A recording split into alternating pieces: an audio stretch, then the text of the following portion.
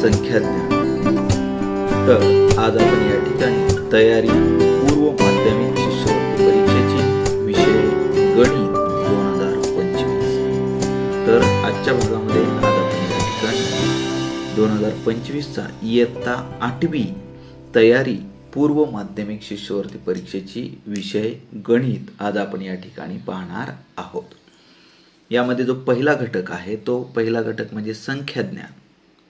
तर संख्याज्ञान या घटकामध्ये एकूण 5 विषय म्हणजे 5 घटक या ठिकाणी देण्यात आलेले आहेत, 5 चॅप्टर या ठिकाणी देण्यात आलेले आहेत आणि त्यासाठी एकूण 6% गुणदान या ठिकाणी देण्यात आलेलं आहे। म्हणजे एकूण 5 घटकांवरती या 5 चॅप्टरवरती एकूण 12 प्रश्न विचारले जाणार आहेत। त्याच्यातील पहिला चॅप्टर म्हणजेच पहिला पाठ आज आपण या ठिकाणी पाहणार आहोत। यामध्ये नैसर्गिक संख्या, पूर्ण संख्या, पूर्णांक संख्या, परिमेय संख्या, अपरिमेय संख्या आणि वास्तव संख्या असं या पाठाचं या ठिकाणी नाव आहे। यामध्ये पहिला प्रश्न आपण या ठिकाणी पाहूया।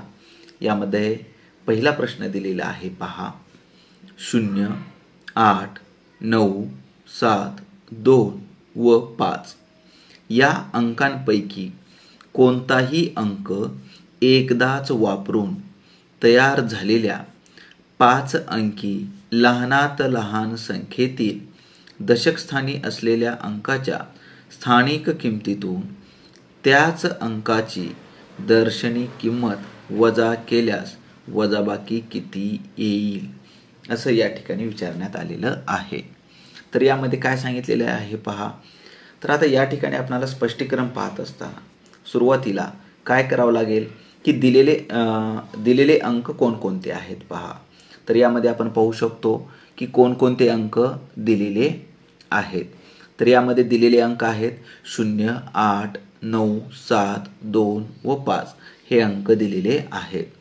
आणि या अंकापासून आपल्याला काय सांगितलेलं आहे, कोणताही अंक एकदाच वापरायचा आहे आपल्याला। ओके, दिलेले एकूण अंक किती आहेत आपण या ठिकाणी पाहू शकतो पहा, 1, 2, 3, 4, 5, 6 एकूण अंक दिलेले आहेत 6 आणि या 6 अंकांपासून कोणताही अंक एकदाच वापरून आपल्याला 5 अंकी लहानात लहान संख्या या ठिकाणी तयार करायची आहे। तर आपल्याला माहिती आहे की लहानात लहान संख्या तयार करत असताना सुरुवात आपण या ठिकाणी सर्वात लहान अंकापासून करत असतो, सर्वात लहान अंकापासून। तर या दिलेल्या अंकांपैकी सर्वात लहान अंक कोणता आहे, 0 आहे।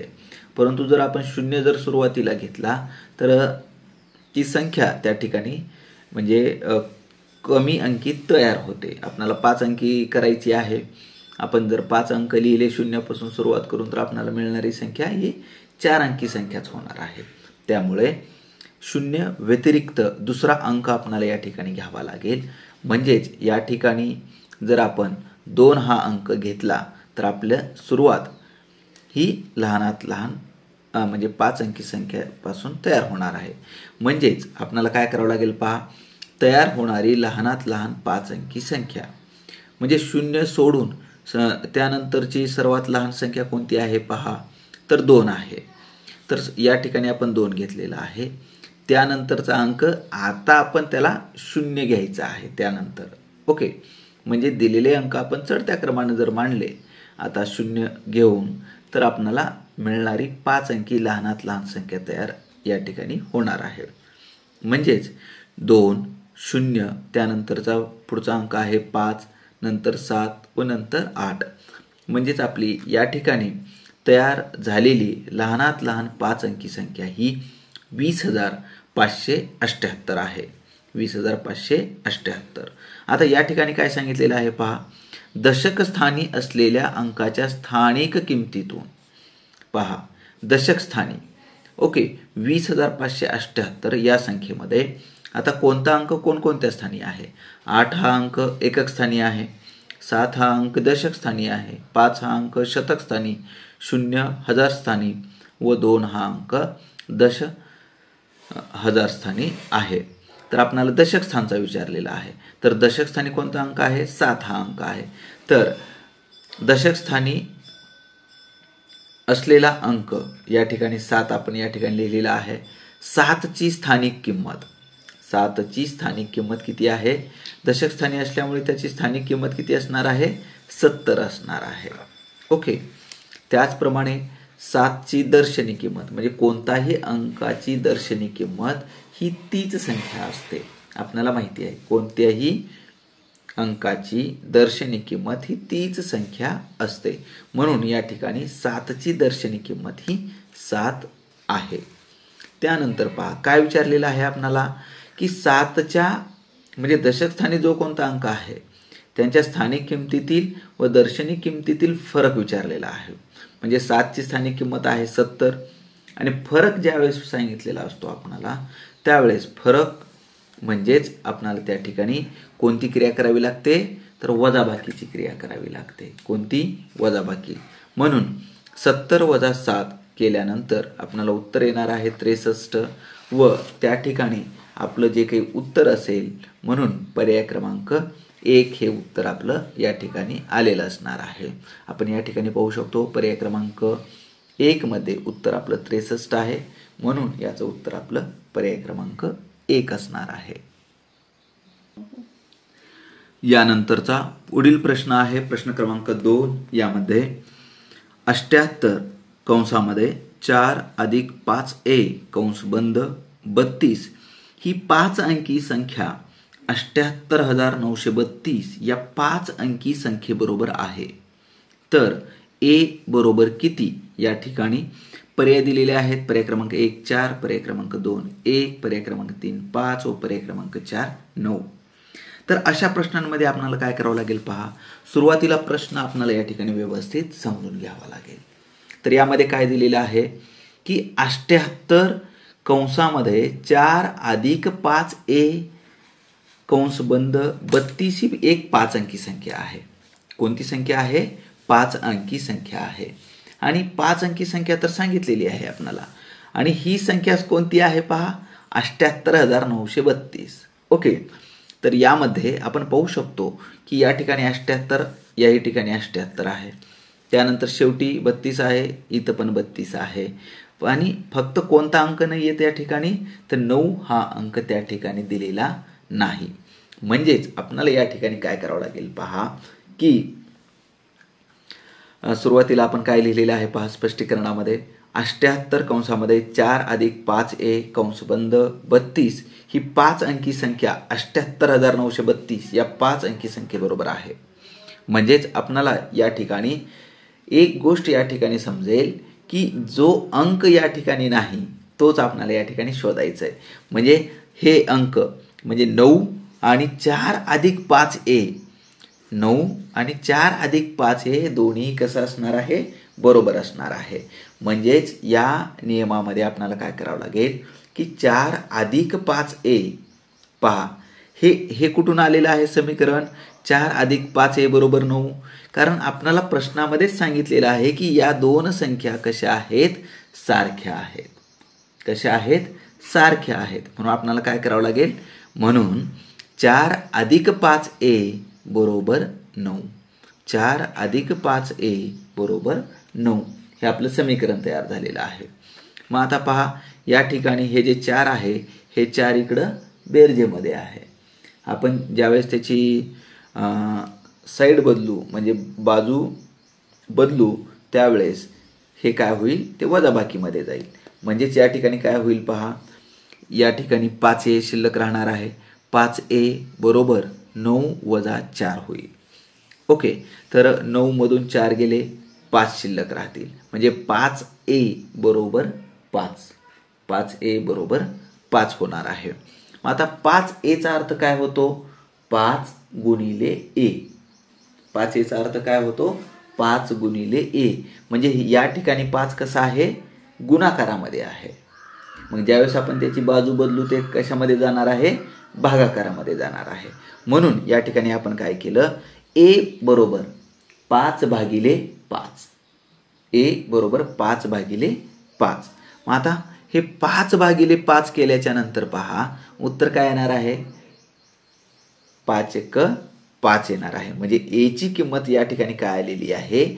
1 आलेली आहे.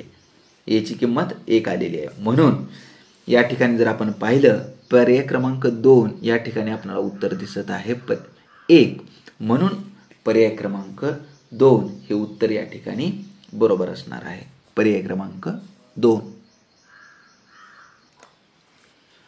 यानंतरचा पुढील प्रश्न आहे प्रश्न क्रमांक 3. यामध्ये पहा काय दिलेलं आहे की 95,07,432 या संख्येत 4 या अंकाची स्थानिक किंमत 2 या अंकाच्या स्थानिक किमतीच्या किती पट आहे? यामध्ये पर्याय क्रमांक 1 दिलेला आहे 200, पर्याय क्रमांक 2 दिलेला आहे 20, पर्याय क्रमांक 3 दिलेला आहे 50 व पर्याय क्रमांक 4 दिलेला आहे 1/50. पहा प्रश्न काय सांगितलेला आहे? 95,07,432 या संख्येत 4 या अंकाची स्थानिक किंमत 2 या अंकाच्या स्थानिक किमतीच्या किती पट आहे? म्हणजेच या संख्येतील म्हणजे दिलेली संख्या कोणती आहे पहा 95,07,432. या संख्येमध्ये कोणाची स्थानिक किंमत शोधायची आपल्याला पहा 4 ची स्थानिक किंमत शोधायची आहे. तर 4 हा अंक कोणत्या स्थानी आहे पहा तर 2 एकक स्थानी, 3 दशक स्थानी, 4 हा अंक शतक स्थानी आहे. म्हणजे 4 या अंकाची स्थानिक किंमत जर आपण या ठिकाणी पाहिली तर 4 ची स्थानिक किंमत येते 400 व 2 हा अंक एकक स्थानी आहे म्हणून 2 ची स्थानिक किंमत येते 2. व त्याचप्रमाणे आता त्यांची पट विचारलेली आहे आपल्याला. कुणाची पट विचारलेली आहे? 4 या अंकाची स्थानिक किंमत कितीची पहा 4 या अंकाची स्थानिक किंमत 2 या अंकाच्या स्थानिक किमतीच्या किती पट आहे? 2 या अंकाच्या स्थानिक किमतीच्या किती पट आहे? तर दोघांच्याही स्थानिक किमती आपण काढलेल्या आहेत. 4 ची स्थानिक किंमत 400, 2 ची स्थानिक किंमत 2. यांची जर पट काढायची असेल तर आपल्याला काय करावं लागेल पहा की 400 भागिले 2 करावं लागेल. 400 भागिले 2 केल्याच्या नंतर आपलं उत्तर येणार आहे या ठिकाणी बेक बे बेदुनी 4 व 0 0 0 0 म्हणजेच आपलं उत्तर या ठिकाणी येणार आहे 200. म्हणून आता दिलेल्या पर्यायांमध्ये जर आपण पाहिलं तर 200 हे पर्याय क्रमांक 1 या ठिकाणी आहे. म्हणून आपलं जे काही उत्तर असणार आहे ते पर्याय क्रमांक 1 हे उत्तर या ठिकाणी असणार आहे. पर्याय क्रमांक 1. यानंतरचा पुढील प्रश्न प्रश्न क्रमांक 4. यामध्ये कंसामध्ये 3 + 2p व दुसऱ्या कंसामध्ये 5 + 3q हे 84,527 या संख्येतील अनुक्रमे सहस्त्र व दशक स्थानचे अंक आहेत. तर p व q च्या किमती कोणत्या असं आपल्याला या ठिकाणी विचारलेलं आहे. तर सर्वात प्रथम काय काय सांगितलेलं आहे पहा आपल्याला की 3 + 2p व 5 + 3q हे या संख्येबरोबर आहेत. म्हणजे 84,527 ही संख्येतील हे सहस्त्र व दशक स्थानचे अंक आहेत. 3 + 2p हा अंक सहस्त्र स्थानचा आहे तर 5 + 3q हा अंक दशक स्थानचा आहे. तर अशा पद्धतीचा प्रश्न आपण अगोदरही सोडवलेला होता पहा. तर या संख्येतील सहस्त्र स्थानचा अंक कोणता आहे तर आपण या ठिकाणी पाहूया. तर दिलेली संख्या आहे 84,527. तर 7 हा अंक एकक स्थानी आहे, 2 दशक, 5 शतक व 4 हा अंक सहस्त्र स्थानी आहे. म्हणजे 4 हा अंक सहस्त्र स्थानी आहे व दशक स्थानचा अंक या ठिकाणी 2 हा आहे.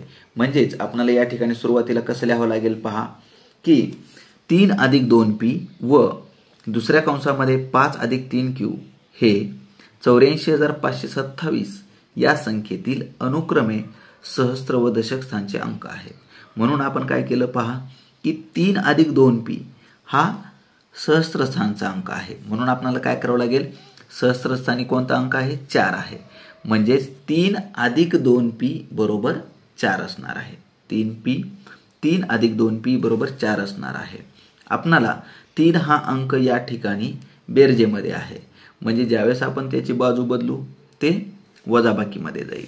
म्हणजेच 2p बरोबर या ठिकाणी 4 वजा 3 होईल. 2p बरोबर 4 वजा 3. तर या ठिकाणी 4 मधून 3 गेले, 1 राहिले.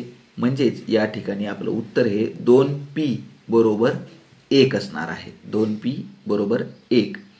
त्याचप्रमाणे पुढे जर आपल्याला पाहिलं तर आपल्याला काय करावं लागेल पहा, की हे 2pचा अर्थ काय असणार आहे, 2 गुणिले p असणार आहे. म्हणजे 2 या ठिकाणी गुणाकारामध्ये आहे, बाजू चेंज केल्याच्या नंतर हे 2 भागाकारामध्ये जाईल. म्हणजेच p ची किंमत या ठिकाणी काय येणार आहे, p बरोबर 1/2. p बरोबर 1/2. 1/2 चाच अर्थ काय असणार आहे, 1/2. 1/2 याचाच अर्थ असणार आहे p बरोबर 0.5. तर p ची किंमत या ठिकाणी काय आलेली आहे पहा, 0.5 आलेली आहे. त्याचप्रमाणे आपल्याला असं सांगितलेलं आहे की 5 अधिक 3q, 5 अधिक 3q हा जो अंक आहे हा अंक दशक स्थानचा अंक आहे. म्हणजे दशक स्थानी कोणता अंक आहे पहा, 2 हा अंक आहे. म्हणून या ठिकाणचं जे काही समीकरण होईल ते अशा पद्धतीचं होणार आहे पहा, 5 अधिक 3q बरोबर 2. 5 अधिक 3q बरोबर 2 असणार आहे. व आपणाला आता या ठिकाणी 5 हा अंक बेरजेमध्ये आहे, तर बाजू बदलल्यानंतर तो अंक वजाबाकीमध्ये जाईल. म्हणजेच 3q बरोबर 2 वजा 5 होईल. 3q बरोबर 2 वजा 5. तर 2 मधून 5 गेले. म्हणजेच या ठिकाणी वजाबाकी करत असताना पहा, या ठिकाणी 2 मधून आपल्याला 5 वजा करायचं आहे. म्हणजे छोट्या संख्येतून मोठी संख्या वजा करायची आहे. जरी आपणाला या ठिकाणी असं दिसत असलं की छोट्या संख्येतून मोठी संख्या वजा करायची आहे, तरी पण आपण उत्तर शोधत असताना मोठ्या संख्येतून छोटी संख्या वजा करायची आहे. म्हणजेच 5 वजा 2 करायचं आहे. किती करायचं आहे पहा, आता पहा तुम्हाला सोपं वाटत आहे, 5 वजा 2. ओके, तर 5 मधून 2 गेले, 3 शिल्लक राहिलेले आहेत. तर 5 मधून 2 गेले, 3 शिल्लक राहिले. उत्तर अगदी बरोबर आहे, उत्तर 3 आहे. फक्त थोडंसं वेळ द्यायचं आहे आपणाला, की आपणाला करायचं होतं काय, की छोट्या संख्येतून मोठी संख्या वजा करायची होती. परंतु आपण केलं काय, मोठ्या संख्येतून छोटी संख्या वजा केली. उत्तर तेच येणार आहे. फक्त मोठ्या संख्येला या ठिकाणी कोणतं चिन्ह आहे पहा, वजाचं चिन्ह आहे. फक्त आपणाला काय करायचं आहे, आपलं जे काही उत्तर आलेलं आहे त्या उत्तराला वजाचं चिन्ह द्यायचं आहे. म्हणजेच 2 वजा 5 उत्तर काय आलं आपलं, वजा 3 आलेलं असणार आहे. काय आलेलं आहे उत्तर, वजा 3. थोडंसं आपणाला या ठिकाणी समजून घ्यावं लागेल की आपलं उत्तर हे आपणाला वजा 3 आलेलं आहे. आता हे 3q बरोबर वजा 3 आलेलं आहे. आता या ठिकाणी आपणाला q ची किंमत शोधायची आहे. म्हणजेच 3 गुणिले q चा अर्थ काय असणार आहे, 3q चा अर्थ काय आहे, 3 गुणिले q. म्हणजे 3 हे या ठिकाणी गुणाकारामध्ये आहे. बाजू चेंज केल्यानंतर ते कशामध्ये जाणार आहे, भागाकारामध्ये जाणार आहे. म्हणजेच आपण या ठिकाणी काय लिहिलेलं आहे पहा, q बरोबर वजा 3 भागिले 3. तर आपणाला पुढे काय करावं लागेल पहा, तर ज्याही वेळेस कोणतीही क्रिया असो, गुणाकार असेल भागाकार असेल, अशा वेळेस आपणाला हे जे चिन्ह दिलेलं आहे पहा वजा 3, तर वजा 3चा विचार न करता तर आपण उत्तर कसं शोधायचं पहा, 3 भागिले 3. म्हणजे आपल्याला उत्तर शोधताना सोपं जातं. 3 भागिले 3, 3 भागिले 3 उत्तर काय येणार आहे, 1 हे उत्तर येणार आहे.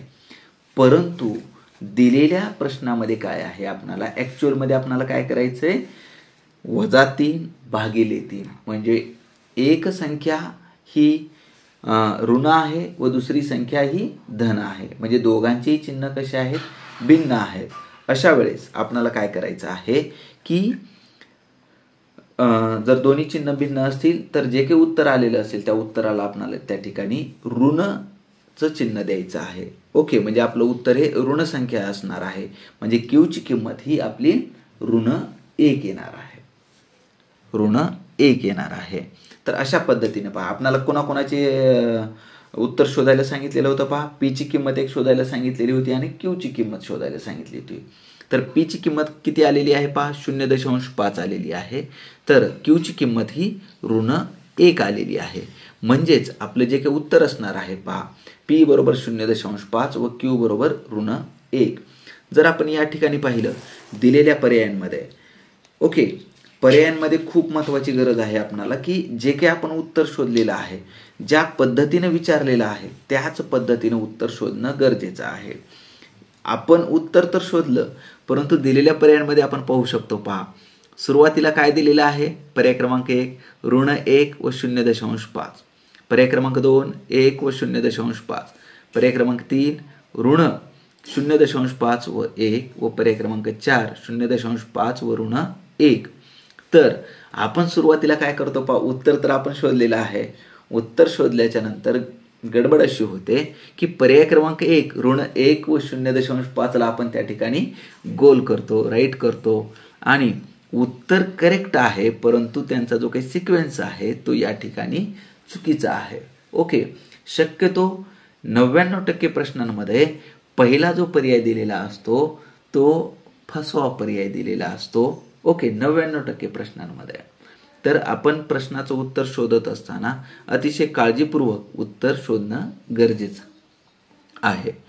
P बरोबर आपल्याला सुरुवातीला P विचारलेला आहे, म्हणून P ची किंमत सुरुवातीला पाहिजे आपल्याला 0.5 व त्यानंतर Q ची किंमत विचारलेली आहे. ती Q ची किंमत आहे -1. म्हणून दिलेल्या पर्यायांपैकी पहा उत्तर काय असणार आहे? पर्याय क्रमांक 4 0.5 व -1. यानंतरचा पुढील प्रश्न, प्रश्न क्रमांक 5 यामध्ये पहा, 94,534 या संख्येत उजवीकडील 4 ची स्थानिक किंमत डावीकडील 4 च्या स्थानिक किमतीच्या किती पट आहे? तर यामध्ये काय सांगितलेलं आहे? पहा, 94,534 या संख्येतील उजवीकडील 4 ची स्थानिक किंमत व डावीकडील 4 च्या स्थानिक किमतीच्या किती पट आहे? ओके, तर सुरुवातीला कोणताही प्रश्न सोडवत असताना आपल्याला सुरुवातीला उत्तर शोधायचं आहे व त्यानंतर आपल्याला जे काही दिलेले पर्याय असतील त्या दिलेल्या पर्यायांमध्ये आपल्याला उत्तर त्या ठिकाणी शोधायचं आहे. तर सर्वात प्रथम दिलेली संख्या आपल्याला माहिती असणं गरजेचं आहे. दिलेली संख्या कोणती आहे? पहा, 94,534 ही दिलेली संख्या आहे आणि या संख्येमध्ये उजवीकडील 4 ची स्थानिक किंमत आणि डावीकडील 4 ची स्थानिक किंमत. ओके, तर या संख्येमध्ये जर पाहिलं, पहा, आपण जी संख्या पाहतोय, ओके, 94,534, आता हा जो एकक स्थानचा 4 हा अंक आहे, हा अंक कोणता आहे? उजवीकडील आहे. उजवीकडील जो 4 हा अंक आहे हा एकक स्थानचा अंक आहे आणि डावीकडील जो 4 हा अंक आहे हा कोणत्या स्थानचा अंक येतो? पहा, एकक, दशक, शतक, हजार. तर तो हजार स्थानचा अंक आहे. म्हणजेच आपल्याला या ठिकाणी काय लिहावं लागेल? पहा, उजवीकडील 4 ची स्थानिक किंमत. उजवीकडील 4 हा अंक कोणत्या स्थानी आहे? एकक स्थानी. म्हणून उजवीकडील 4 या अंकाची स्थानिक किंमत किती असणार आहे? 4 असणार आहे व डावीकडील जो 4 अंक आहे हा हजार स्थानी आहे, म्हणून याची किंमत किती असणार आहे? स्थानिक किंमत 4000 असणार आहे. ओके, उजवीकडील 4 या अंकाची स्थानिक किंमत 4 व डावीकडील 4 या अंकाची स्थानिक किंमत 4000 असणार आहे. त्याचप्रमाणे या ठिकाणी उजवीकडील 4 ची स्थानिक किंमत डावीकडील 4 या अंकाच्या स्थानिक किमतीच्या किती पट आहे? म्हणजेच काय करावं लागेल? पहा, त्यांची पट काढण्यासाठी आपल्याला कोणताही अंक असो त्या अंकाची जर पट काढायची असेल तर आपल्याला भागाकाराची क्रिया करावी लागते. तर या ठिकाणी आपल्याला काय करावं लागेल? पहा, 4 भागिले 4000. ओके, आपण हा भागाकार कशा पद्धतीने घेतलेला आहे? पहा, अपूर्णांकामध्ये घेतलेला आहे. आपणाला या ठिकाणी जेही काही भागाकार, जास्तीत जास्त जे काही भागाकार आहेत ते अपूर्णांकामधूनच करायचे आहेत, जेणेकरून आपणाला ते सोपं जाणार आहे. म्हणजे 4 भागिले 4000 असणार आहे. पहा, म्हणजे 4/4 4000 याचाच अर्थ काय आहे? 4 भागिले 4000. ओके, तर या ठिकाणी पहा, 4 × 1 = 4, 4 × 1 = 4, 0 असणार आहे. म्हणजेच आपलं उत्तर काय आलेलं असेल? पहा, 1/1000. पहा, 1/1000 असणार आहे. 1/1000. तर दिलेल्या पर्यायांमध्ये जर आपण या ठिकाणी पाहिलं, हा प्रश्न म्हणजे खूप सोपा आहे, परंतु फक्त नेमकं काय विचारलेलं आहे ते आपल्याला व्यवस्थित समजून घेणं खूप गरजेचं आहे. आपल्याला हे सर्व काही कळालं. उजवीकडील 4ची स्थानिक किंमत कळाली 4 आहे, डावीकडील 4ची स्थानिक किंमत 4,000 आहे. परंतु कोणाच्या स्थानिक किमतीशी कंपॅरिझन करायचं आहे, कोणाची पट काढायचं आहे हे कळणं खूप गरजेचं आहे. म्हणून विचारलेलं आहे उजवीकडील 4ची स्थानिक किंमत, उजवीकडील. ओके, मग तो अंक, उजवीकडील अंकाची स्थानिक किंमत 4 आहे, तो अंक आपण अंशस्थानी घेतला, त्याची पट 4च्या म्हणजे डावीकडील 4च्या स्थानिक किमतीच्या किती पट आहे तो अंक आपण छेदस्थानी घेतलेला आहे. म्हणून 4/4000 हे 1/1000 येतं. जर आपण उलट केलं तर त्याचं उत्तर आपलं 1000 आलं असतं. आणि पहा दिलेल्या पर्यायांमध्ये 1000 सुद्धा आहे. ओके, पण आपलं उत्तर हे 1/1000 असणार आहे. तर दिलेल्या पर्यायांमध्ये जर आपण पाहिलं 1/1000 हे पर्याय क्रमांक 2ला आहे. म्हणून आपलं उत्तर या ठिकाणी पर्याय क्रमांक 2 असणार आहे. यानंतरचा प्रश्न क्रमांक 6 यामध्ये पहा, या ठिकाणी दिलेली संख्या आहे 7,60,954. ही संख्या विस्तारित स्वरूपात लिहा. 7,60,954 ही संख्या विस्तारित स्वरूपात लिहा असं सांगितलेलं आहे. विस्तारित स्वरूपात लिहा याचाच अर्थ काय असतो पहा, की या ज्या काही दिलेल्या म्हणजे ही जी काही दिलेली संख्या आहे ही संख्या त्यांच्या स्थानिक किमतीच्या बेरजेच्या स्वरूपात लिहायचं आहे. आपल्याला स्थानिक किमतीच्या बेरजेच्या स्वरूपामध्ये लिहायचं आहे. लिहित असताना ज्याही वेळेस आपण ही संख्या वाचतोय, पहा उत्तर याच्यामध्येच आहे. ज्यावेळेस आपण ही संख्या वाचतोय त्याच्यामध्येच उत्तर आहे. म्हणजे कसं असणार आहे पहा, 7 लाख. ओके, काय आहे पहा, 7 लाख. ओके, तर म्हणजे सुरुवात आपली कशी असणार आहे की या 7ची स्थानिक किंमत किती असणार आहे, 7 लाख असणार आहे. मग 7 लाख कशी असणार आहे, 7 गुणिले 1 लाख, 7 गुणिले 1 लाख अधिक या 6ला आपण कसं वाचलेलं आहे पहा, 60,000. ओके, म्हणजे 6ची स्थानिक किंमत किती आहे, 60,000. म्हणजे आपल्याला काय करावं लागेल, 6 गुणिले 10,000, 6 गुणिले 10,000 60,000 होणार आहे. अधिक या ठिकाणी 0 आहे. 0 हा अंक कोणत्याही स्थानी असेल तर त्याची स्थानिक किंमत असेल, दर्शनी किंमत असेल, ही 0च असणार आहे. पुढे 900 म्हणजे 9 गुणिले 100 म्हणजेच 900 असणार आहे. 54 मध्ये हे 5 हा अंक दशक स्थानी आहे म्हणजे त्याची किंमत किती असणार आहे, 50 असणार आहे. म्हणजे 5 गुणिले 10 असणार आहे. आणि 4 हा अंक एकक स्थानी आहे म्हणजेच त्याची स्थानिक किंमत 4 गुणिले 1 असणार आहे. मग जर आपण दिलेल्या पर्यायांमध्ये जर पाहिलं, पहा ओके, या ठिकाणी फक्त आपल्याला डायरेक्ट स्पष्टीकरणामध्ये आपण पाहू शकतो की पर्याय क्रमांक 1 7 गुणिले 1 लाख, 7 गुणिले 1 लाख 7 लाख अधिक 6 गुणिले 10,000 60,000 अधिक 0 गुणिले 1,000, कारण 0 हा अंक कोणत्या स्थानी आहे पहा, 1000 स्थानी आहे म्हणून 0 गुणिले 1,000. 9 हा अंक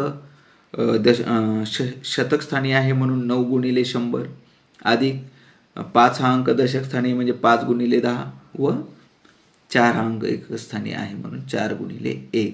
म्हणजे आपलं उत्तर दिलेल्या पर्यायांमध्ये पर्याय क्रमांक 1 हे असणार आहे. अतिशय सोपा प्रश्न आहे, परंतु आपल्याला हे जे पर्याय आहेत ते व्यवस्थित समजून घेणं गरजेचं आहे. हे खूप काळजीपूर्वक पाहणं गरजेचं आहे. प्रश्न जितका सोपा असेल तेवढं उत्तर सोपं असणार आहे, परंतु पर्याय जे आहेत हे पर्याय मात्र फसवे पर्याय असतात. त्यामुळं उत्तर आपण अतिशय काळजीपूर्वक लिहिणं गरजेचं आहे. त्यानंतर याच्यातील स्वाध्याय 1.1 मधील हा शेवटचा प्रश्न, प्रश्न क्रमांक 7 यामध्ये पहा, दिलेली संख्या आहे आपली 3,80,068. तर प्रश्नामध्ये काय विचारलेलं आहे, 3,80,068 या संख्येतील 8 या अंकाच्या स्थानिक किमतींतील फरक किती आहे? तर या ठिकाणी दिलेली संख्या आपण या ठिकाणी पाहू शकतो. पहा, 3,80,068. ओके, तर या ठिकाणी जो 8 हा अंक 2 वेळा आलेला आहे, यांच्या स्थानिक किमतीतील फरक विचारलेला आहे.